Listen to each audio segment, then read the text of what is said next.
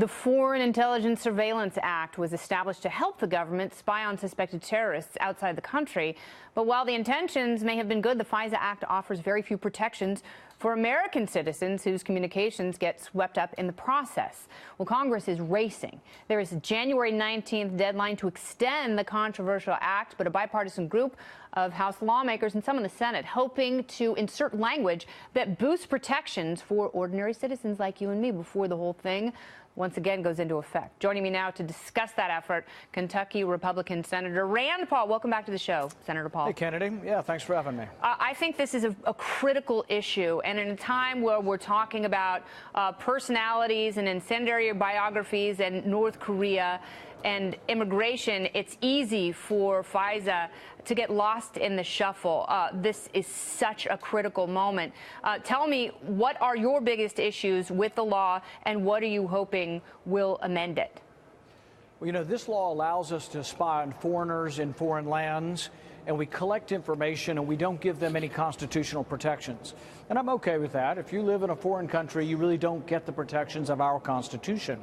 However, swept up in all of this information that we grab up, which is an enormous amount of information, are millions and millions of Americans' phone calls, emails, conversations, data, you name it.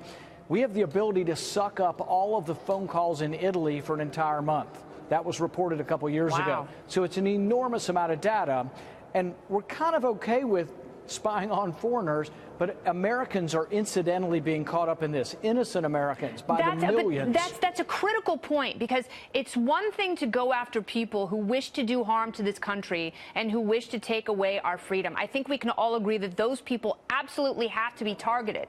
But what you're saying is there are innocent Americans who are warrantlessly spied upon and, you know, oftentimes unmasked by all of these intelligence agencies who are now privy to that information. Right. And so we're asking for two things. This big, massive amount of data that has innocent Americans in it. You can't look at it without a judge's warrant. And even more than that, information that's in that data pool, because it was collected with a less than constitutional standard, or really with no constitutional standard, that information shouldn't be used against Americans, because the Constitution wasn't obeyed in collecting that information. So you have to have a warrant to look at it.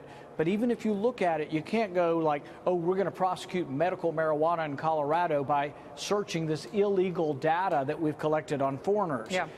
And so this is a very important point. But what's to prevent that from happening right now? Nothing. Yeah. Other than they say, oh, we're probably not doing that, but they will not give us information. And here's the thing they may be doing. They could be searching the database and not presenting it in court. This is called parallel construction. They get the information that you're involved in the medical marijuana business. They don't want to divulge they got it from this secret database. So then they tell the police, who then get a parallel investigation, and they don't use the secret data. You see what I mean? Yep. So the secret data can also be used in a nefarious way to get domestic officials snooping in your business.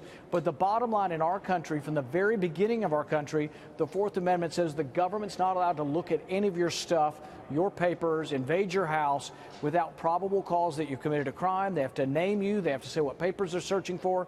This is a big deal. It's a bedrock constitutional principle, and I will do everything I can to fight to make sure that it does not pass unless we get our reforms attached to the bill. Now, I know the Freedom Caucus in the House has some issues, you know, obviously with the permanent allowing of FISA to go on and on endlessly, but also there is the amendment put forth by Representative Justin Amash from Michigan that also curtails some of this power and also holds it to just 4 years. What do you think the chances are of that passing the House?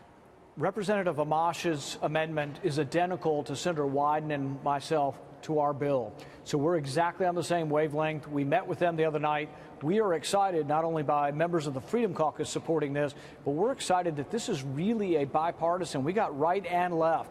there's going to be over 100 Democrats support this in the House, and there may well be over 100 Republicans. It's going to be very close.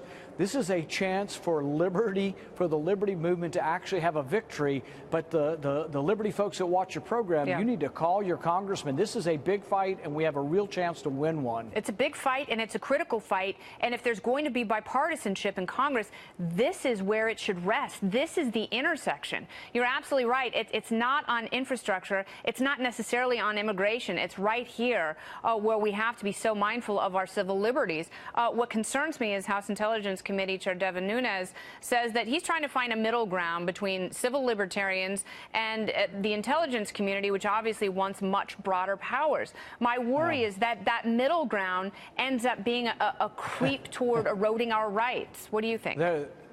What they are calling the middle ground, the bill that the committee put forward, is worse than the existing law.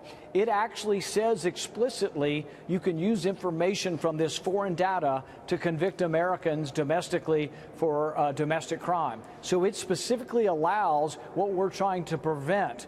And there is no warrant requirement. There's a little bit of a tweak of a reform, but be wary when the establishment in Washington puts forward a reform. It means they've heard the public, and now they're going to try to trick you by putting forward a fake reform. So what they have is a fake reform. What Justin Amash is putting forward in the House is a real reform. It's the same thing that Senator Wyden and I have in the Senate, and we're hoping that there's a rebellion that goes on. And there have been a couple votes like this. Thomas Massey's been involved in these votes where we actually have won, where the liberty movement has won, but then the establishment, the leadership comes back and erases their victory. So you got to watch closely what goes on up here, because there's a lot of nefarious deeds that go on in the dark of night. All right. Well, obviously, your recent circumstances haven't in any way snuffed your passion. I hope you're feeling better. I am. Thanks for asking. Absolutely. Thanks for coming on. Appreciate seeing you, Senator Paul. Thank you.